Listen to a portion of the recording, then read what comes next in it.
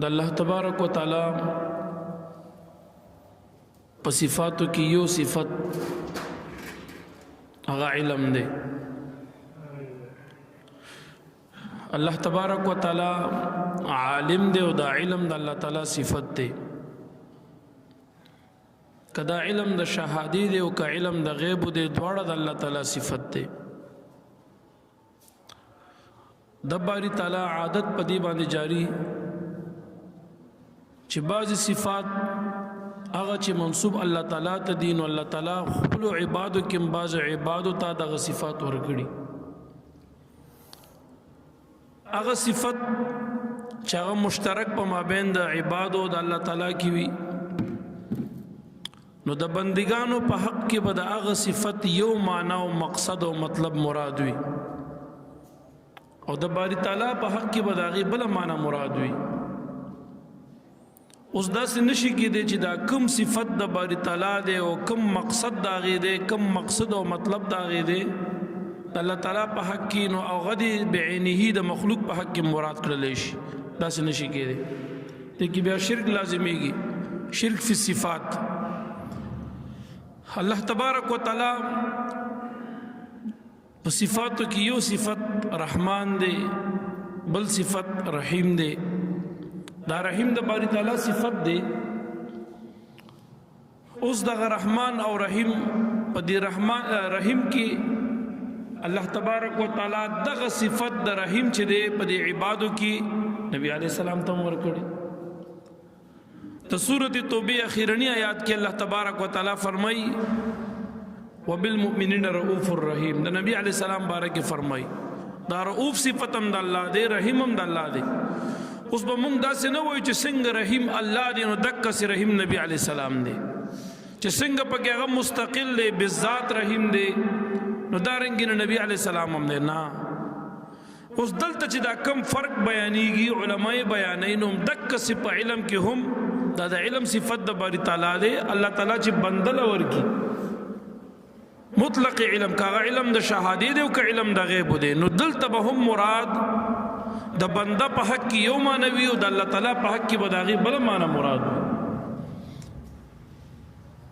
الله تبارک و تعالی په قرآن عظیم الشان کې پخپله فرمایي الله هغه ذات دی چې هغه عالم الغیب، عالم الغیب ذات الله دی. فلا یظهر علی غیبه احدا. الله دا خپل غیب چې دی دا په چا نه ظاهروي، په چا باندې الا من ارتضى من رسول. الله فرمایي مگر هغه چې د الله خوښه شي یو رسول ته الله تبارک و تعالی دغه غیبونه صحیح حصه ورکړي. اوس دغه غیب د باری تعالی ذاتی دی، بالذات دی، د چا د خوا نه ورته عطوا نه ده شوي، ورکړه نه ده شوي. او دغه غیب د باری تعالی کلی دی او تفصیلی دی، استمراری دی او علم محیط دی. د باری تعالی علم قدیم دی، غیر متغیر و غیر حادث دی. او هر چې علم د عبادو شو چې الله تعالی او رسول علیہ السلام ته ورکی، نو دغه چې دی ته کومه عطوا شوې ده نو دا د الله د خوا نه ده. ځکه ورته مونږ تاسې په خپل اصطلاح کې عطوایي ورته وایو، د هغې نه به مونږ تاسې تعبیر په عطوایي سره کوو. هغه علم مطلب دا دی هغه علم چې هغه ورته الله ورکړي، دغه معنا شو. دغه زمونږ مقصود دی، دغه زمونږ مراد دی. بل دغه علم ته مونږ جزئی وایو او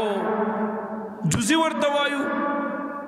او دغه علم چې دی نو دا اجمالی دی، تفصیلی نه دی. دا د فرق د باری تعالی د علم سره هغه بنیادی فرقونه دغه دی. علم د باری تعالی محیط دی، احاطه کوونکی دی په هر چیز باندې، او هر چې علم د عبادو دی نو هغه محیط نه دی. علم د انبیاء علیهم السلام او علم محیط نه دی، علم استمراری نه دی. دغه فرق دی سره. بهر تقدیر ما د آیه کریمه ستاسو په حضور کې ویلو، الله فرمایي الله هغه ذات دی چې دی عالم الغیب دی. الله چاته غیب او علم نه ورکوي، دا غیب په چا نه ظاهروي. ها البته چې هغه رسولان چې د الله خوښ شي نو هغې ته الله تعالی علم د غیب ورکړي، هغې ته د غیبو نه څه عطوه وکړي. دا د قرآن عظیم الشان وینا ده، د الله وینا ده. بل ځای کې باری تعالی فرمایي د علم غیب متعلق، الله فرمایي د جناب خضر علیہ السلام بارک په سورۃ کہف کې راځي وعلمناه من لدنا علما. الله فرمایي ورکړو مونږه جناب خضر علیہ السلام ته د جانب خپل نه یو علم. اکثر مفسرین د دې آیات کریمه لاندې وګوره اکثریت او اکثر لره حکم د کل وی اکثر مفسرین فرمای علم د غیب ورته الله تعالی ورکړو خضر علیہ السلام ته الله علم د غیب ورکړو اطلاق مفسرین په دغه باندې علم د غیب په کوي چې دې ته الله تعالی باری تعالی علم د غیب ورکړو اوس نن سبا بعض خلک د دین انکار کوي او بیا په دغه صفت د علم غیب عطوی باندې دغه علم غیب چې عطوی دی جزئی دی دغه علم غیب چې هغه اجمالی دی دغه علم غیب چې هغه غیر محیط دی چې الله تعالی انبیاء علیهم السلام ته ورکړی دی او موږ په دغه علم باندې د علم اطلاق وکړو چې د علم غیب دی نو موږ د خلک په دې باندې مشرکان وایي ستا دا ضد یا ستا دا عناد ما سره دی چې یاره د دې خلق عزت کوي یا به قدر کوي یا به زما ورور سره مثال له خبرې ویم یا به زما د استاد سره وي یا به زما د پیر صاحب سره وي یا به ستا دا عناد زما د نسبت سره وي نو ظالمه ته په دومره ضد کې مرازه تعصب کې مرازه چې ته تمام مفسرین چې چا په علم د غیب باندې اطلاق د علم غیب په دغه باندې کړی دی په دغه عطوا د الله تعالی باندې هغې باندې اطلاق د علم غیب کړی تا ټول ته مشرکان وي او ټول د مشرکان کو د اسلام نه خارج کړ دا د اسلام ټیکدار ته راغلی زمونږ د فقه او د علماو چې کله یو فتوا د کفر په چا لګوي نو هغې په هغې کې څومره احتیاط کوي چې یو سړی یو قول وکړي او په دغه قول کې په دغه وینا دغه کې د 99% احتمالات د کفر دي یو احتمال پکې د اسلام شته دی بیا هم هغه ته کافر نه وي ته خو لږ ځان سره سوچ وکړه کاکا دا ته کوم خوا روانې په کومه باندې لاړې هر طرف نه چې ګوره د اغیار نن په دې دا زړه مسلک مسلمانانو ته بغیر د مشرک نه سوی نه دې طرف ته مونږ هم خوله لرو جواب ورکولی شو خو مونږ ته د شریعت قیزې په دې خوله کې پرتې دي مونږ ته مشرک نه وایو البته که په خپله فتوا باندې په خپله مشرک ګرځېږي هغه معامله د خپل خدای سره ده چې ته یو پاک مسلمان ته د شرک نسبت کې زه خو درته شرک نسبت نه کوم زه درته د کافر نسبت نه کوم زه وایم چې په دې خپله فتوا کې ته لږ په خپله سوچ وکړه ټول عمر د شرک وکړو چېرته په دا فتوا خو پتا نه ده درته شوي د کوم انسان په باطن کې څه پراتی هغه په خلم بیا ظاهریږي بهر تقدیر تاسو راشئ الله تبارک وتعالی د خضر علیہ السلام بارک او فرمایل وعلمناه من لدنا علما خضر علیہ السلام ته موږ د جانب خپل نه یو علم ورکړو اوس د دې علم بارک مفسرین نه پوښتنه کوي دا کوم علم نو اکثر مفسرین فرمایي دا علم د غیب اکثر لره حکم د کل اوس موږ ته خلق عقیده په منطق ثابتای اوس موږ ته خلق ایمانیات په منطق ثابتای اوس دې ته پاتې شو خبره دا بعضې منطق شیطانی وي الله تبارک وتعالی آدم علیه السلام چې پیدا کو فرشتو ته وایي اسجدوا لآدم آدم علیه السلام ته سجده وکړي په دغه وخت کې شیطان د الله سره منطق شروع کوي نه که نه زه خو د هغه نه غوره یم زه خو ورته سجده نه کوم انا خیر منه ګوره شیطان خپل منطق او ورته شروع کړ الله تبارک وتعالی سره د منطق وی لکه په ایمانیاتو کې د کوم ځای نه منطق د داخل کو په عقایدو کې د منطق د کومې خوا نه روټم بل منطق د ځان سره په دې بغل جیب کې واچوه ستا په منطق باندې ایمان او عقیده نه ثابتېږي غرض د خبرې مې دا دی ته خو شیطان اقتدا دلته کېږي په ایمانیاتو کې او د الله تبارک وتعالی په هغه خبرو کې ته منطق راټومبې نو زه وایم چې دې سره وسته ایمان ته ګورې نقصان ورسي به هر تقدیر آدم علیه السلام بارک د یوسف علیه السلام بارک هم راځي په سورت یوسف کې 13 نمبر آیات کې راځي یوسف علیہ السلام چې کله جیل ته لاړ او جیل کې داخل شو نو د جناب یوسف علیہ السلام سره 2 کسان نورم په جرم کې د جیل ته داخل شي هغه چې کله جیل ته راغو یوسف علیہ السلام سره کېناسته خبره ترې کوي خوبونه ورته بیانوي بیا یو خوب لیدلی و هغه بل د ځانه خوب جوړ کو بناوټي خوب او ورته بیانوي اوس دې لګیا دی د یوسف علیہ السلام نه د خوب تعبیر غواړي نو یوسف علیہ السلام ورته ډومبې د حق دین دعوت ورکوي او د الله تبارک وتعالی د خوانه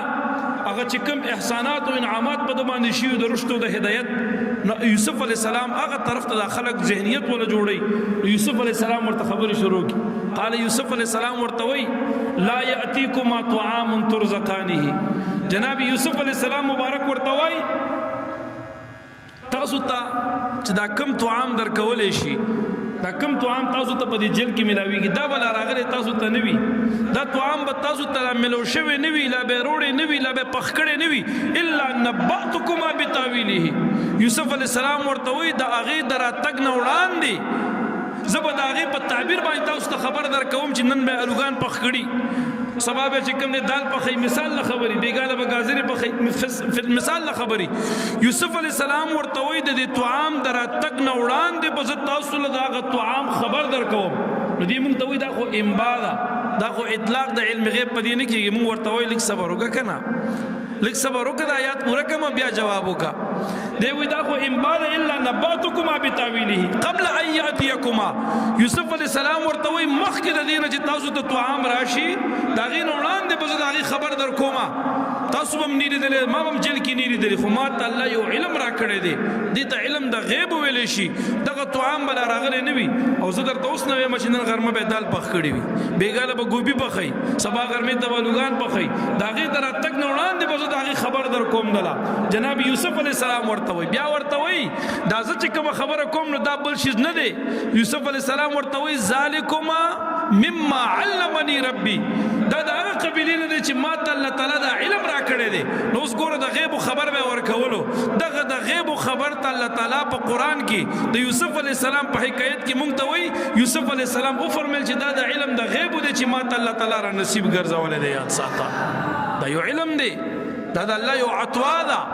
علمني ربي ما ته الله را کړی دی نو چې الله ور کړی وي دې ته عطوا وي نو دې ته مونږ علم غیب عطوي ځکه وایو چې عطوا ورته د الله تعالی د خوانه شوی ده اوس که الله نه ور کړی ورته مونږ به ویل چې علم غیب ذاتی دی خو نه د علم غیب ذاتی زمونږ دعوه نه ده مونږ علم غیب ذاتی قایل نه یو نو ګوره غرض د خبرې مې دا شو جناب یوسف علیہ السلام ورته وایي ذالکما مما علمني ربي دا دغه قبیله نه دی چې ما ته الله تبارک وتعالى علم را کړي علم د غیب ما ته باری تعالی را کړی دی یوسف علیہ السلام مبارک غیر دا خبر ورکو ګوره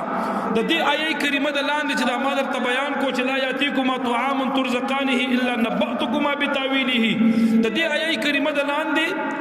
تفسیر قرطبی صاحب سلی کی تاسو تفسیر قرطبی راوړوي سورۃ یوسف پکې پرانځه او درشم نمبر آیات وګوره د دې آیات کریمه د لاندې صاحب د تفسیر قرطبی لیکي وکانه هذا من علم الغیب دا د علم غیب نو یوسف علی السلام بچ د راتلون کې وخت خبر ورکولو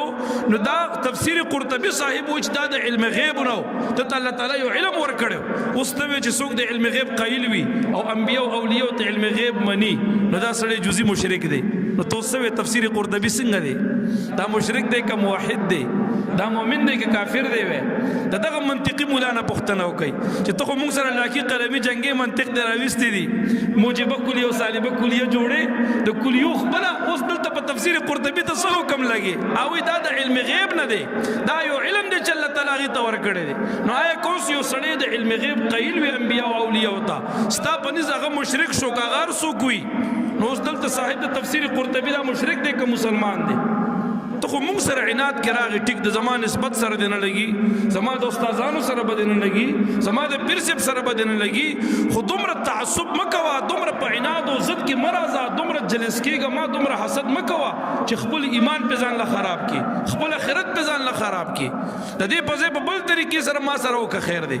خو دومره مه کوه چې مسلمانان په د مفسرین په د اسلام د دایرې نه خارج کړي او مشرکان کړي دومره مه کوه چې یو مؤمن ته په کافر او مشرک وي دا سه مکوا څومره مسلمانان تا پس روان دي په دې خبره کې او د ایمان نه اخلاص لکه ځان ته سوچو کا ولې دومره تنگ نظری کوي او ګوره صدامه مچ دا خبره اصل کې خلق خو چار سوي خو وي با خو زما یو فکر بلم نه صدامه مچ دا جنگ دا ما سره نه دی د دغه خلکو عموما دا خبره چې دا سوتل سوچ پکيو کی کنه نو قسم دې خبره دي ترازی چې جنگ په کمالات مصطفی دي د نبی علیه الصلاۃ والسلام د کمالاتو جنگ دی مونږ دغه میلاد مناو دی په میلاد خفقیږي دغه نورانیت چې د حدیث صحیحونه او د اقوال د مفسرینو او د قران نه ثابت دي نورانیت کتی بیانې دی په خفقیږي د نورانیت دغه مبارک نه انکار کوي کته د نبی علیه الصلاۃ والسلام شان بیانې او پغې کې علم غیب چې علماو بیان کړي دي د احادیث او د روایت سره سره مفسرین او محدثین او اقوال پغې باندې موجود دي هغه په اطلاق د علم غیب کړي دي بیانې دغه قول را نقل کې بیانې دی باندې بدلږي پته لګي چې دا ورانه ما سره نه ده دوران د ذات با برکات د نبی کریم صلی الله علیه وسلم سره ده او د نبی علی السلام مبارک په دې علم باندې په زمانه کې خلکو اعتراضات کړي دا نه چینه لیکړي چې تاسو ته په دې چن حواله جات اوس بیانوم د نبی علی السلام په زمن کې همداسې خلکو دې کلمه به ویلا داسې خلک وو چې کلمه به یې ویله د نبي علیه السلام سره محضر د جهاد ته لاړه او چې خبره به د نبي علیه السلام د علم راغه هغوی به په اعتراض کولو او هغه خلک په دې باندې منافقان ګرځېدلي د اسلام دایرې نه به بهر شوي وو زه درته هغې باندې چند روایات اوس بیان کړم د هغې نه وړاندې یو روایت البدایه والنهایه کې علامه ابن کثیر رحمه الله بیان کړی نبی علیه الصلاة والسلام مبارک د غزوه بدر په موقع باندې چې کله د 80 کسه مشرکان بندیان شو نو په هغې کې د نبی علیه السلام مبارک یو ترم و چې د نبی علیه السلام په خلاف جنگ ته راغلی و او د هغه نامه ده عباس حضرت عباس رضی الله عنه لا ایمان نه دی راوړی د عباس صاحب هم په دې بندیانو کې و د بدر 80 کسانو کې دې کې د دې نه چې کله مطالبه د فدیو شوه که تاسو که څوک خپل ځان په ځای فدیه ورکوئ نو هغه به مونږ رها کړو پرې به یې د خوشې به کړو نو په هغې کې چې کله د عباس صاحب نه تپوس وشو چې مطالبه چې تا سره څه فدیه شته ور به یې کړي نو عباس صاحب نبي علیه السلام ته مخ راوړو چې ما سره څه دي زه خو د خدای غریب او مسکین یم ما سره د فدیې زه خو د فدیې بیخي وس نه لرم تا ته ښه معلوم یم چې ما سره څه نشته دی نو ته ماله څنګه فدیه غواړې نو نبي علیه السلام مبارک ورته وایي چې عباس ترې دی مبارک ورته وایي عباسه دا ته چې کله د کور نه راوتې زمونږ په خلاف او د بدر ته راتلې نو تا خپل بیبي ځان سره دروازې ته راوسته او د کور د درشل سره تا هغه مال چې کوم صدر سره و مال او دولت هغه تا د کور د درشل سره پټ دی خښ کو مخکې نه دې خښ کو بیبي ته دې هغه ځای وخېلو چې ګوره زه جنګ له زه مر څه پېښېږي که زه پکې لاړم او مړ شوم نو ګوره دلته ما دا سونا او دلته ما دا پیسې ښودې دي نو زما د مرګ نه بعد بېدا راواله او که زه کور ته راغم نو بیا به زه روباسم هېڅ چا ته هم زما ته راتګه غږ مه کوه نو ګوره یو پې ته خبر وي یو د بیبي خبر وه عباس صاحب ته نبي علیه السلام وایي چې ته د کور نه راوتې نو تا هغه مال د کور د درشل سره پټ خښ کړی و هغه څه ته ما سره څه نشته نو عباس صاحب وایي قسم دی تر دغه وخته پورې په دې مال باندې سیوا زما نه او زما د ښځې ام الفضل نه او د الله نه علاوه بل څوک هم نو خبر شوي ما بالکل پټ خښ کړی او ښځو ته مې صرف دومره ظاهره کړه چې دا مال مې دلته ایښودی دی چې دا د الله محبوب ته په مدینه منوره کې پته ولګېده چې موږ پټ خښ کړی او دا علم ولا خدای ورکړی دی مبارک مې خبر شو نو زه پوه شوم چې دی برحقه د خدای نبي دی نبي علیه السلام ته وایي چې اوس ټیک شو فدیه ادا کوم ما پرېږدی زه به مکې ته لاړ شم او هلته به بیا واپس به دلته مدینې ته راشم ستا په لاس به ایمان روړم اوس ایمان ځکه نه روړم ما ومنله چې برحقه د خدای نبي خو که ایمان روړم سبا به خلک پیغور راکوي عرب ډېر غیرتیان دي سبا به خلک راته وایي چې یاره د مرګ د وجې نه او د پیسو د وجې نه د ایمان روړی دی نو عباس صاحب ورته وایي زه به یو ځل مکې ته لاړ شم مکې معظمه کې به خلکو ته وښایم چې عباس خپله فدیه ورکړو ځان یې آزاد کړو او د هغې نه بعد به راشم واپس ما ته ستا صداقت او سچایي او ستا هغه علم او شان او نبوت معلوم شو نو بیا به مدینه منوره کې پته ایمان راوړم بیا عباس صاحب مبارک د دې واقعې نه بعد راغو او په نبي علیه السلام ایمان راوړو او د نبي علیه السلام جلیل القدر صحابي وګرځېدلو یاد ساته مبارک ته الله دغسې یو علم ورکړی داسې یو شان ورته خدای ورکړی موږ دغه ته علم وایو دې که ډېر زورو کې راګیرې کړي نو دی وایي دا خو انبا ده دا خو اخبار دی دا خو اطلاع ده دی بیا دا خبره درته شروع کړي دا خو انبا ده او دا خو اخبار دی او دا خو اطلاع ده دی بیا دا خبره درته کوي نو زه ورته یم چې ټیک شو اخبار دی انبا ده اطلاع ده شرح عقاید راواله زمونږ د اهل سنت والجماعت د عقایدو په کتابونو کې یو کتاب دی عقاید ورته وایي دغه عقاید د کتاب چې کومه شرح لیکلی شوې ده شرح العقاید ورته وایي دغه شرح عقاید چې راوالي په هره مدرسه د اهل سنت کې ویلی شي دا تمام که ځان ته دیوبند مکتبي فکر وایي که بریل ځان ته وایي که اشاعتیان ځان ته وایي دا تمام دا کتاب وایي لګیا دی نن سبا که احناف دی هغې هم وایي په هره مدرسه کې د عقایدو په کتابونو کې شرح عقاید ویلی شي دغه شرح عقاید لیکي و اسباب العلم ثلاثه اسباب د علم درې دي علم په دریو سببو سره انسان ته حاصلیږي هغه اسباب د علم درې دي نو په هغې کې دی مبارک فرمایي العقل اول نمبر پکې عقل دی دویم نمبر والحواس السلیمه هغه سلیم هغه صحیح حواس دي او دریم نمبر والخبر الصادق دا خبر صادق دا سبب د علم دی چې الله تعالی خپل نبی علیه السلام ته خبر ورکوم دغه باندې اطلاق د علم کیږي دا زنیم شرح عقاید لیکلی دي اسباب د علم درې دي یو عقل دی بل حواس سلیمه دي او دریم نمبر خبر صادق دی په دې باندې اطلاق د علم کیږي نبی علیه السلام د خپل ترتا خبر ورکو وي تا په کور کې هغه چې مال دفن کړو هغه په دې وجه باندې پوه شو چې نبی علی السلام ته الله تعالی ډېر لوی علم ورکړي هغه مبارک رو لګیدو په نبی علی السلام مبارک بیا ایمان وروړو یاد ساته ما دا خبره دی پوری کوله تاسو ته دا خبره مخکې بوزم چې د نبی علی السلام مبارک په علم باندې چا اعتراض کړي هغه درته لږ بیان کوم دا چې د مبارک ته الله تعالی کوم علم ورکړي او په دغه علم باندې اعتراض چا کړی دی هغه زمانہ کې کلمه به ویلا ته مبارک سره جهاد ته روان شو دغه خلق د کمزور ایمان خواندان چې منافقان به رستو ګرځیدلی دي دغه منافقانو به اعتراض وکولو ننم چې کم دی دا باز خلق کلمه ګوزان توای مقتدا ځان توای او بس یو معمولی ډله پیدا کړي هغه ورولې د نبی علی السلام په شان کې دومره جرأت قسم دې داسې یو جرأت داسې یو بے ادبی او داسې تنقیص او ګستاخی شروع کړي چې سړی وي چې خدای سو کوم ور سره غیرت ایمانی چې یو سړی لري هغه به چرته برداشت او ضبط کولی شي ها تفسیر بغوی معتبر تفسیر دی دویم جلد کې د دې آیه کریمه د لاندې چې لا تسألوا عن اشیاء ان تبد لكم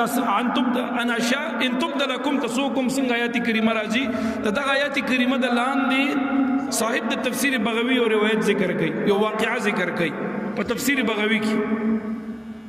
نبی علی السلام مبارک یو ځل او فرمایل دا خبره دی پوری کوم چې څوک د نبی علی السلام په علم اعتراض کوي هغه لګ د خپل ګروان کې لګ سرخ کته کی نبی علی السلام مبارک یو ځل فرمایل چې ما ته زما دا امت دا زما امتیان چې دي نو ما ته زما دا امت په خپل صورتونو کې الله را پیش کړلو ما ته خودلو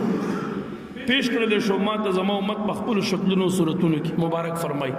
لکه څنګه چې الله تعالی آدم علی السلام ته خودلو آدم علی السلام ته تمام اولاد او ذریه الله تعالی خودلو مبارک فرمای دک صدا اولاد ما تم الله تبارک وتعالى د ما د امت د آدم علی السلام د اولاد یا دوما مبارک فرمای زما د امت ما تم الله خارق دا ټول امت را تو خیرو بیا فرمای نبی علیہ السلام مبارک فرمای ما تعالی خود له چې په دې امت کې په ما سوق ایمان وروړي هغه مرته الله خارق او چې په دې امتیانو کې څوک ایمان نه راوړي په ما باندې هغه مرته الله خودل تر قیامت پورې مبارک فرمایي زاغه پیژنم چې څوک په ما باندې ایمان هم وروړي او هغه پیژنم په دې امت کې چې څوک په ما ایمان نه لري هغه هم زه پیژنم ما تعالی د دې علم راکو مبارک فرمایي دا علم ما تعالی راکو دا خبره منافقانو ته ورسېدله دا غ زمانه کلمه به ویله مون به کولو جهاد ته ور سره کله کله روان شو دغه قسم خلکو دا خبره ورسېده ګورم منافقانو ته دا يهود به اعتراض نه کوي نصارا په اعتراض نه کوي مشرکان په نه کوي په علم د نبی علی السلام اعتراض چې شروع کو نو دا منافقانو شروع کو اول اعتراض به منافقو کو منافقانو ته دا خبر ورسېد نه یو خندل یو بل توي راشي کنه اوس خدا داوی کوي چې یاره په ما څوک ایمان وروړي هغه هم زه پیژنم او چې څوک نه وروړي هغه هم پیژنم په راتلونکي وخت کې به چې خلک کوم په ما ایمان وروړي هغه هم راته خدای وخیل او چې کوم به ایمان نه وروړي هغه هم راته خدای وخیل نو منافقانو خندا کولې مونږ ورسره یو مونږ ورسره په دې زمانه کې په یو صف کې ولاړې مونږ په ایمان نه لرو مونږ نه پیژني او د رستو زمانې د خلکو دعوی کوي نعوذ بالله د نبی علیه السلام په علم باندې په شان باندې اعتراض منافقانو وکړو دا خبره ټک په ټک نبی علیه السلام ته ورسېدله چې مبارک په دې خبره خبر شو نو ډیر زیات په غیظ او غضب کې راغی مبارک ډیر په قهر او غضب کې راغی او مبارک ډیر ناراض شو طبيعت شریف ډیر ملال شو مبارک یکدم منبر ته وخته او په منبر باندې ودرېدل او د هغې نه بعد نبی علیه السلام د الله حمد او ثنا ادا کا او د هغې نه بعد مبارک وفرمایل چې څه خلک دي چې زما په علم باندې طعنې وي ګوره دې خبرو ته حدیث الفاظو ته ګوره مبارک فرمایي څه خلک دي چې هغې طعن کوي زما په علم باندې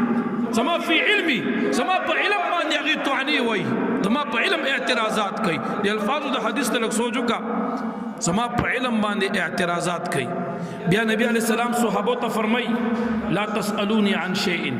تاسو زمانه د هیڅ یو شي تاسو نه کوئ هغه شی فيما بينكم وبين الساعه اوس نوالا تر قیامت پورې چې دا څومره څه پیښېدونکي دي په دې کې د څه خبرې تپوس هم تاسو له مانه نه کوئ الا نبعتکم به که تاسو زمانه تپوس وکړو نو زه به خامخا په هغې باندې تاسو ټولو له خبره درکړم یاد ساته او په انبا باندې اطلاق د علم کېږي مړومبې د قرآن آیات درته ویلی ذالکما مما علمني ربي نبی علیہ السلام په خپل فرمایي چې خلک زما په علم طعنې وي تاسو تر قیامت پورې زمانه تپوس تپوس کوي چې څه پیښېدونکي دي زه به د هغې جواب در کوم، زه به درته د هغې بیان کوم. اوس ته به وایې چې دا خو علم غیب کلي شو. نو نه کلي نه دی، علم غیب کلي نه دی، علم غیب جزئی دی. دین وړاندې قیامت نه وړاندې ډېر څه پیښ شوي دي، قیامت نه بعد هم ډېر څه پیښېږي، قیامت نه ورځ نه بعد ډېر څه به پیښېږي. ګور سوچ کولې خبرې ته که بیا هم ولو بالفرض کلي ته واخلې نو کلي تفصیلي به ورته نه وي، کلي اجمالي به ورته بیا وي. علما لیکي کلي اجمالي به بیا اطلاق به د کلي اجمالي اطلاق به پکې. نبی علیه الصلاۃ والسلام مبارک ته الله تعالی د علم ورکړی، اجمالي علم ورکړی. مبارک فرمایي صحابه ته وایي تاسو زمانه تپوس کوئ زه به درله جواب در کوم، د څه خبرې تپوس کوئ رانه. په دغه وخت کې عبد الله بن حذافه یو عبد الله یو ابن حذیفه دی، حذیفه رضی الله عنه یو صحابي دی. دا هغه نه دی، دا حذافه زال سره رستو الف دی بیا فی ده بیا تی ده. یو حذیفه دی د زال نه بعد یې راځي بیا فی راځي بیا تی راځي. دا هغه صحابي نه دی حذیفه، دا عبد الله ابن حذافه زال الفزافه. عبد الله ابن حذافه را پاسېدو نبی علیه السلام ته وایي زما پلار څوک دی؟ نبی علیه السلام مبارک ورته یکدم وایي ستا پلار حذافه دی، ستا پلار حذافه دی. د هغې نه بعد مبارک فرمایي څه تپوس کوئ. عمر فاروق سے پاسېدو او ودرېدو. نبی علیه السلام ته وایي رضینا بالله ربا، قربان مونږ په دې راضي یو چې الله زمونږ رب دی، قرآن زمونږ کتاب دی، اسلام زمونږ دین دی، وبک نبیا ته زمونږ نبی، بس مونږ راضي یو قربان، مونږ تسلیم یو، ستاسو د شان نه انکار نشته. بالکل مونږ ته پته ده چې څه پوښتنه کوو جواب ملاویږي. غرض مې دلته دا دی چې ګوره دکه وخت کې د نبی علیه السلام په علم اعتراض چا کړی جواب راکوي؟ جواب رانغی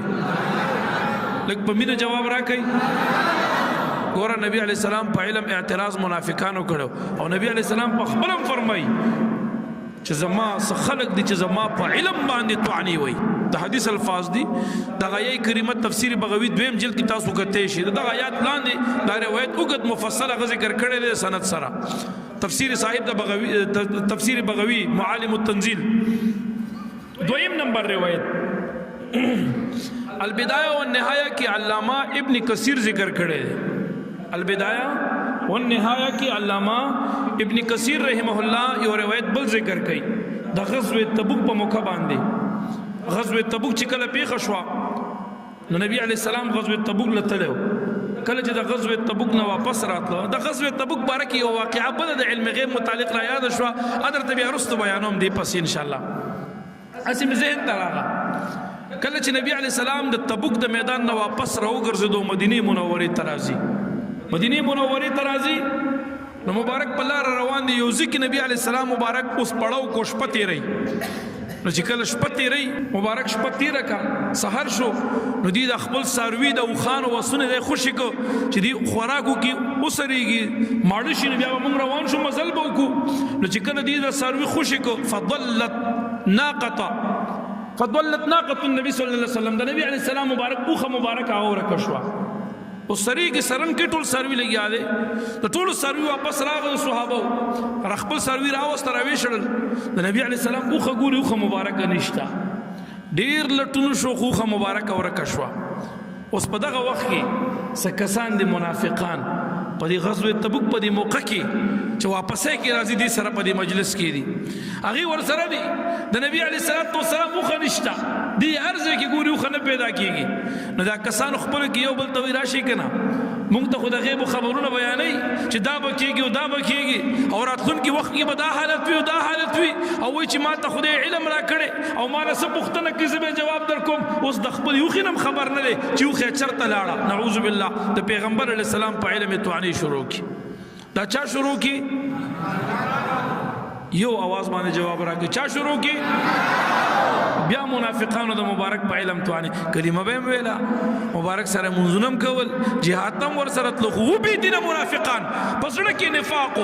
دا تمام بد عقیده چې څومره دي د دې د عقاید چې څومره بنا دي دا تاسو ګورئ اکثریت د دې مرض د تنقیس دي دی په تنقیس کې د انبیاء او یا د اولیاء کوابی دي کپنجبیره دي روافض دي معتزله دي خوارج دي جبریه دي قدریه دي د دې تمام عقاید تو ګورو سوچ پکې وکا د تمام عقایدو کې تنقیس دي د دې هغه نظریه ټول د تنقیس نه ډک دي د انبیاء د نیکانو سپکاوي نه ډک دي هتک نه ډک دي دا د منافقانو هغه خصلت په دې کې را پاتې دي. اوس منافقانو بیا اعتراض وکړو د خپل یوخي نه خبر نه دی او موږ د غیب خبرونه راکړي چې د مبارک اوخه چرته لاړه بس نبی علیه الصلاۃ والسلام مبارک په یوخه باندې دا اعتراض وشو کله چې اعتراض وکړو او دې دا وایي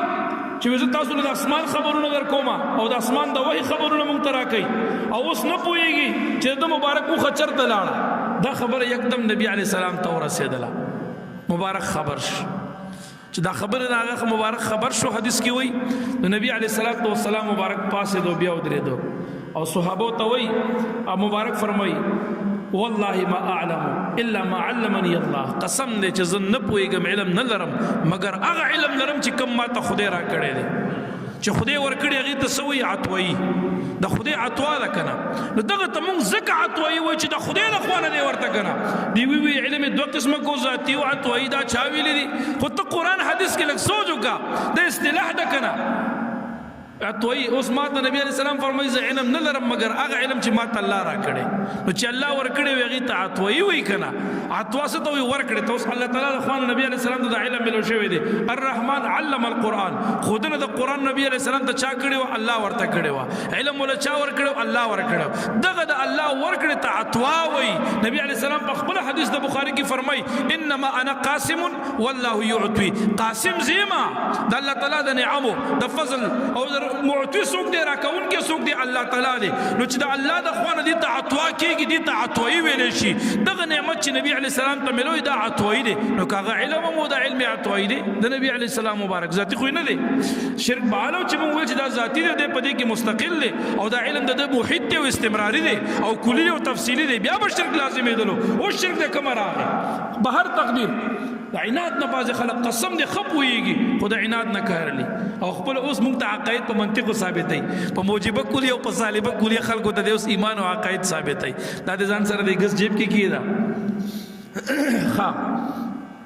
بهر تقدیر نبی علیه السلام مبارک ودرېدو وایي قسم دې ما سره علم نشته مګر هغه چې ما ته الله را کړي دا څومره علم چې مال الله را کړی دا څومره علم چې زه لرم دا ټول ما ته الله را کړی بیا د هغې نه بعد مبارک فرمایي وایي لاړ شئ فلاني نو کې د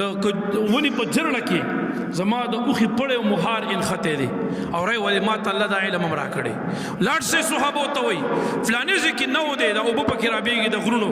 او په هغه نو کې د ونې جرړې دي او په هغه جرړو کې زما د اوښې پړی انختی دی هغه اوښه دا کوشش کوي زور کوي چې زه لاړ شم نبي علیه السلام ته حدیث مبارک کې داسې راځي خو د هغې پړی انختی دی نو هغه هلته ایساره شوې ده قسم دی رونو حدیث کې راځي چې صحابه په منډه منډه لاړه هغه نو کې وکته نو مکه سې چې د نبی علیه السلام د اوښې هغه پړی په هغه نو کې ونه کې جرړه کې نښتی و او هغه اوښې زور کولو چې زه روانه شم خو د هغه پړي د وجې نه نه شو روانېدی د نبي علیه السلام صحابه ور ولېږل صحابه هغه اوښه راخلاصه کړو نبي علیه السلام ته یې راوستله یاد ساته مونږ دغه ته علم غیب وایو ته ورته څه شی وی دی وایي دا خو امبا ده امبا ده او اطلاع ده او اخبار ده زه ورته یم ټیک شو که نه خو قرآن په امبا باندې علم د اطلاق د علم کړی دی ذالک مما علمني ربي دا هغه دی چې ما ته الله علم را کړی دی د الله د خوا نه دا ما ته ملو دی ته ورته امبا ووایه ټیک شو بیا مې اعتراض نشته دی بس ته وایې چې یاره انبیا علیهم السلام ته الله امبا ورکړی اطلاع ورکړی اطلاع دغه رنګ چې کوم دی اخبار زه ورته علم ویم ځکه ما ته څومره معلومات د قرآن او د حدیث نه دی دغسې دی مفسرینو په اطلاق د علم کړی دی بس زه ورته ځکه علم وایم محدثینو په اطلاق د علم کړی زه ورته ځکه علم وایم ته به چې کوم دی ډېر ښه ځوان راغلی ته به د علم مطالعه به یې د هغې نه زیات دی تی ورته مه وایه خو بل ته خو مشرک پې مه وایه که نه بل ته خو پې کافر مه وایه که نه ستا په دې فتوه یوازې زه نه قسم دی دا تمام مفسرین د مشرکان کو دا تمام مفسرین چې هغې اطلاق د علم غیب پې کوي هغه محدثین علما ټول دی پې مشرکان کو لږه ګزاره کوه ظالمه دومره په جلال کې مه راځه اخر تم مرګ لري اخرت لري ته اوس د نبي علیه السلام په علم باندې اعتراضات دا خو منافق کړي دي ظالمه د منافقانو شیوه مخ خپله وه طعنې د نبي علیه السلام په علم ته څوک چې دومره لوی ذات په علم کې به ته خبرې کې ته لا څوک چې د دومره لوی شان د پیغمبر علیه السلام په علم پسې دې ته له راغستې ده کله دې خوا کټ کې او کله هغې خوا کټ کې او ته دې ته برابرې ورچې یې پکې ته کوم کوچا خیال راغلی چې زما د محبوب د علم اندازې لګېږي لږ سوچ ځان سره وکړه په دې کې روان کې دي نورې موضوعات لږ دي کوه خدمتونه د دین که نه لګي د نبی علی السلام په علم باندې توانی وي د نبی علی السلام په علم غیب باندې دا روایت چې ما بیان کو دا فتح الباری کې ذکر دی دا روایت چې ما بیان کو دلیل النبوت امام بهقی کې ذکر دی دا روایت چې ما بیان کو علامه ابن کثیر هم ذکر کړي ګڼو محدثینو مفسرینو دغه روایت ذکر کړي دا کم چې ما تاسو بیان کو غرض د ما تاسو ته د غزوه تبوک والا بارکه چې کوم واقعا مې بیان کړ تبوک درته دې بارکه یو واقعا مې بل ذهن ته راغلی و هغه ته بیانوم نبی علیہ السلام مبارک چې کله تبوک میدان ته لاړ غزوه تبوک ته مبارک حالت چې لاړ تبوک په میدان کې ناس دي صحابه کرام ورسره دي نبی علیہ السلام مبارک هم ناس دي په دې دوران کې د لری نه یو سړی ښکاریږي د لری نه تاسو نظر ته لګ لګ راشي اډیر لری چې کله غیب شي نظر د ښکارا شي بیا غیب شي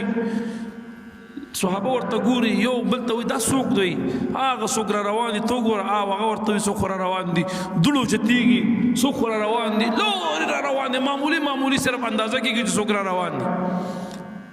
نبی علیہ السلام خبر شو د اوس لا ما غسل را روان دي مبارک ته قربان څوک را روان دي زمون طرف ته ډیر لری نه پداشته کې نبی علیہ السلام فرمای کن ابا ذر دا ابو ذر غفاری وی دا ابو ذر رضی الله عنه وی صحابه منتظر دي ناس دي مبارک سره خبرې کې وخت تیریږي په مزه غران نږدې کېدو چې ورسېدو صحابه فرمای چې مو ورته وکړه نو هغه ابو ذر غفاری رضی الله تعالی عنه مبارک اوس نبی علیہ السلام دا خبر ورکوش دا ابو ذر غفاری وی هغه ابو ذر غفاری چراغ نبی علیہ السلام ورته وی الله دې په ابو ذر رحم وکي يمشي وحده ويموت وحده ويبعث وحده الله دا سي علم ورکړو دا ابو ذر سے بارک وسوي نبی علیہ السلام فرمای دا غ شخص دی چې د کله مزل کوي د یوازې مزل کوي د قافلو سره نزي تني تنها په دشتو بیابانونو کې مزل کوي او بیا فرمای د چې کله وفات کیږي نو ګوره د علم ولا خدای ورکړو مبارک فرمای چې ابو ذر وفات کیږي نو د بتنی تنها یوازې وفات کیږي او بیا فرمای چې د کله دفن شي او د قبر جوړ شي او په قیامت کې د قبر نه پاسيږي د قبر سره بدل قبر هم نوي دی بالکل تنی تنها یوازې د الله حضور ته په قیامت کې را پاسيږي یاد ساته مبارک دا خبر ورکو صحابو ته علم خدای ورکړ مبارک صحابو له خبر ورک اوس وخت تیر شو ابو ذر سے مبارک خدای مجلس ته راو کې ناستو خبرې شوې نبی علیہ السلام وفات زمانہ تیریږي د عثمان بن نورین سے دور راغی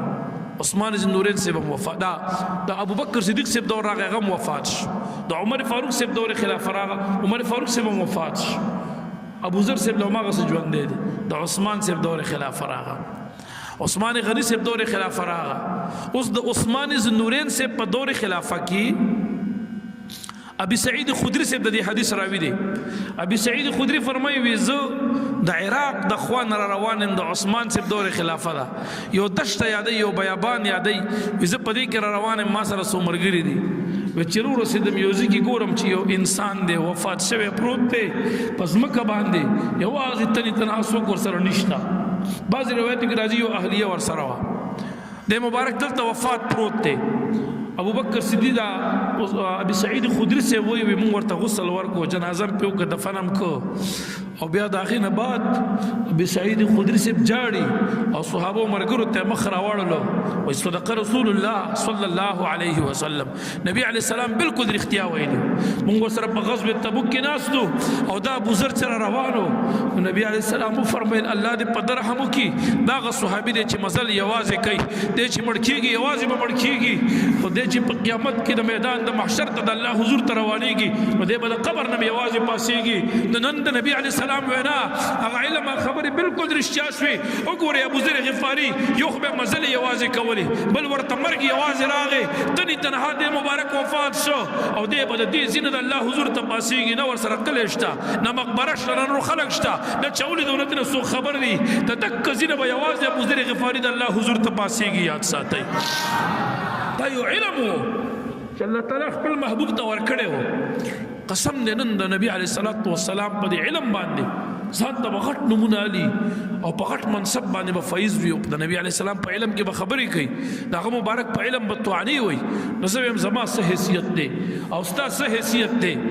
او د بل مولا سه حیثیت ته چې هغه را پاسیو د نبی علی السلام علم میچ کوي چې دومره دی دومره نه دی او کینچی راغوس دی خوانم کټ کوي و خوانم کټ کوي او تل دی راغوس ته نه نر ځان نه نر جوړ کړي دی چې د نبی علی السلام علم تلم ته دومره خزوان راغلی لکه سوچو کا د ډیر مفسرین په دې امت کې داسې شته دي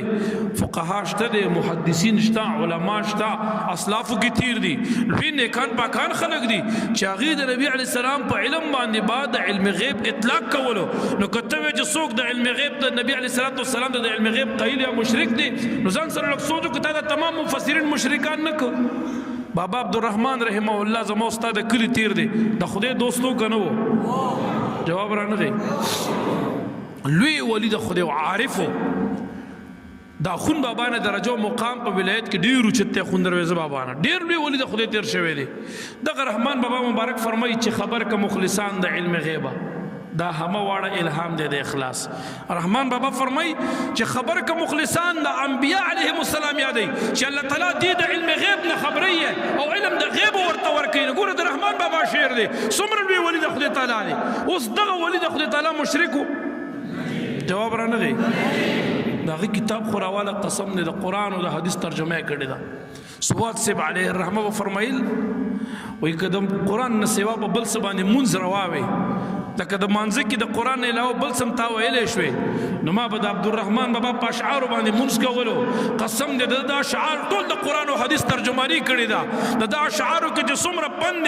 څومره علوم او معارف دي څومره فیوزات دي هغه چاته پته لګي چې د بصیرت خاوند دي ته راواله د عبدالرحمن بابا د دیوان او ته شروع کو د منستبر نس تدریب باندې بدی ویلني قسم دې هغه فیض هغه خوند هغه نورانیت هغه انوارات تجلیات په در باندې ظاهريږي هغه علوم معارف په تخدید در نصیب کې چې عقل به حیران پاتې شي یو خدا ظاهر بین خلق دي اهل دنیا دي چې هغه په مجازي عشق باندې عبدالرحمن بابا شعار ورچسبانی او وی ورنه د عبدالرحمن بابا شعار چې کوم اهل الله دي د تصوف خلق دي او د علم خاوندان دي او د بصیرت خاوندان دي دا غینه د مقام ته پوسو چې عبدالرحمن بابا څومره د لویشان خاوندو مبارک په خپل دیوان کې فرمای چې خبر ک مخلصان د علم غیبه دا همه واړه الهام دي د اخلاص مخلصان هغه انبیاء علیهم السلام دا نیکان پاکان یادای دغه خلق چې الله تعالی د علم غیب خبري علم غیب ورته ورکي دا د هغه د اخلاص برکت دی چې هغه الله تعالی د ډیر مخلص دی په هر عمل کې دا هغه صرف اخلاص دی بل څه دا هغه په عمل کې نشته للهیت دی دا هغه اصلاح د نیتم شوی د مرادان دي دا هغه عمل سوا د اخلاص نه بل څه نوي دغه اخلاص د وجه الله تعالی انبیاء علیهم السلام ته علم د غیب ورکي دا زنویم دا لوی عارف او لوی ولی د خدای تعالی عبدالرحمن بابا رحمه الله ویلی زما سره به دی ورانی زما د ورورو یا زما د استاد سره به دی ورانی زما د دین نسبت او زما د پیر صاحب محترم سره به دی ورانی نستا خو نه د قران سره ورانی او نه د حدیث سره او نه د اولیاء سره او نه د مفسرین سره او نه د رحمان بابا سره نو تولی پاغي د شرک ټاپې لګي ظالما چې دا باز بيزن ته وې زه دیوبندی ما او جو څوک نبی علی السلام ته علم غیب ثابتې وي دا مشرک دی زبد دیوبند په کتابونو کې درته خایما چې پاغي کې اندار راغلی چې نبی علی السلام مبارک ته علم غیب شتا علم غیب جزئی لري اغه په اطلاق د علم غیب کړي دي په فتاوی دارالعلوم دیوبند کې په خود باغې کې مشته دي چې د نبی علی السلام په علم باندې اطلاق د علم غیب کیږي او دا بيدین را پاسي بیا وینا کچا ورته علم غیب ویلو دا سړی مشرک دی او دا سړی کافر دی او غیب صرف الله ته ټیک د کنه دا غیب او علم الله ته دی دا زموږ ایمان دی خدا الله تبارک وتعالى په خپل په قران کې فرمایي چې زه په خپل باندې علم د غیب او رسول الله ورکوما ما مخکې یاد درته ویلو هغه رسولانو کې ډیر رسولانو ته الله علم د غیب ورکړي خضر علی السلام ته ورکړي ما مخکې د غیب بیان وکړو د غرنګ یوسف علی السلام ته ورکړي ما مخکې د قران نه د غیب بیان وکړو نو اوس دا نه چې د قران نیم آیات مانی او نیم بنه مانی یو آیات په مانی بل نه به انکار کې دا څه بنه کې د غرنګ عیسی علی السلام مبارک الله تعالی علم د غیب ورکړو جناب عیسی علی السلام لالک دی مبارک په بچپن کې لکتوب کې د سره به کوم ماشومان لوبي کولی نو عیسی علی السلام مبارک به ورته ویل لاړشه ستاسو په فلانه کمره کې په کور کې فلانی تاخ کې مور د فلانی د خوراک شیز پټ کړي دي نو ماشوم په منډه منډه کور ته راغی او هغه کمرې ته بلاړ او هغه تاخ ته بودره او هغه شیز به د خوراک را واغسته او هغه به ونی ولاس کې مور ورته دا کم ځای دا می تاخ نه دا ته چا ویلو وی تا ته خو ما ویل چې مور ما ته راکړه نو تا ما ته ویل چې نشته دی ختم شوی دی دا څه دی پیدا شو وی تا ته داسې چا وښیلو وی دا ما ته عیسی علیه السلام قسم دی مفسرین وایي وی بیا به د خلکو خپل بچي منع کول چې عیسی علیه السلام سره مه کښېنئ دی خو زموږ رازونه درته ښکاره کوي په کور کې د خوراک شیزونه په کور کې مې پیسې پټې کړي یو شي ته مې ښودی وي هم درته ښیي عیسی علیه السلام ته الله د علم ورکړو قرآن وایي زه خو نه ویم خضر علیه السلام ته الله د علم ورکړو نبي علیه السلام ته الله د علم ورکړو ډېرو انبیا علیهم السلام ته علم د غیب ورکړی دی او قرآن عظیم الشان وایي خو دغه علم غیب کې دی مستقل نه وي دغه علم غیب د کلی نه وي دا استمراري نه وي دا علم محیط نه دی دا علم ذاتی نه دی دا علم عطوي دی دا جزئی دی دا علم غیب اجمالی دی دا علم غیب د دوی مبارکانو چې دی د احادیثونو او د روایتونو دغه ثابت ده چې دا علم غیب د دوی مبارکانو علم محیط نه دی علم محیط هغه د الله تعالی علم دی علم استمراري د الله تعالی علم دی د دې مبارکانو د علم دا جزئی دی دا عطوي دی دغه سره فرق دی نن سبا د دې عوامو ذهنیت خلق بدلی یو لوی قهر د خودی د سوشل میډیا ده په دې سوشل میډیا باندې خې خبرې ډېرې کمې وي د دین په خبرو کې قسم نه نور منګړې خبرې ګډې وړې خبرې دغه اغیار اوس دې طرف ته زور ورکړی دی او ول دا نوجوان نوې نسل چې کم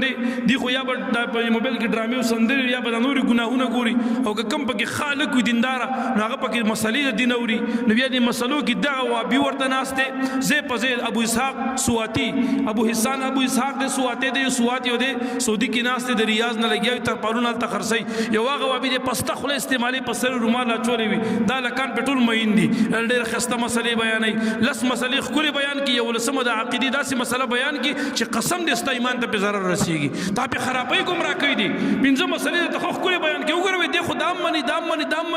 هغه شپږمه مسله داسې بیان کی چې باغی کې ستا په دې پنځو کې اعتماد پیدا شو شپږمه مسله کې دی خوې ستا په دې لسو مسلې صحیح بیان کی یو لسمه په دې ستا اعتماد وګټي په یو لسمه مسله داسې بیان کی چې باغی کې ستا ایمان د بالکل دی ایمان نه دی په خلاصي بیا نو دغه خلکو وابیانو مسلې بالکل موري د وابیانو خپل چینل کولو ټول په دې میډیا لګیا دي اوس لګیا دي پنځپیرانو خپل ور زور ور کړی دي او څوک ترجمه به کوي سیوا او څوک به فتوی بیان او څوک به سکه او څوک به سکه تقریرونه دی خو ته ځان ته دیوبندیان وي خلک په دیوبند باندې اعتماد لري په دیوبند کې خلک شتا کابیر غي ته زمون سلام دی خدا چې کوم جالي دیوبندیان دي دا جدید دیوبندیان دي دا نوې دیوبندیان چې هغه اصل د دیوبند مخې بدنام کو روخي بدنام کو د دیوبند په جامه کې لګیا دي وابیت او پنځپیریت تکار کوي اغیره لګیدل دي کله په علم غیب اعتراض کله په نورانیت اعتراض کله په میلاد شریف اعتراض کله د نیکانو په عرسونو اعتراض کله د اولیاء الله په زواتو اعتراض کله په یو خبرو کله په بل نو پاغي د عوامو ذهن بدلی یا خو د سوشل میډیا د مسلونه بالکل لاس والدا بالکل مګوري چې وابي وي پنځپیری تاسو نه پیژنئ دا سکره عالم نه وي دا بیان بالکل موري او که اوري یا استاد خپل علما هم په سوشل میډیا باندې په مزه اوس دا روان دي د پاره چې دا بيدینو مخنیوي وکي د پاره چې دا غي د مکرونو نه تاسو خبر کی نو د خپل علما بیانات اوري مده پنځپیری اوري مده وابي اوري چې په سر سر رومال چولي سپین رومال چولي ټوپه کې درته ناستي هر رنگ ټوپه وي دا غي بیان بالکل موري البته ک پټکی په سر کړي خبري ګډي وډي کوي دا بيدینو مولا بیان موري د دې خپل زړه مسلک والا علما ګوري دا غي بیانات اوري دا غي نه فېدی اخلي ورنه د سوشل میډیا نه بيخي لاس والے که خامخای ګوري نو بیا د خپل مسلک د علماو بیانات اوري دغه بيدینو مليانو بیانات موري قسم دې ځان نه خبرم نه او ایمان او عقیده به د بل خو بوتلی وي دا چند کلمات می عرض کو الله دې وکي چې دا زمونږ استاد د خیر او ذریعہ او ګرځيږي وما علي الا البلاغ المبين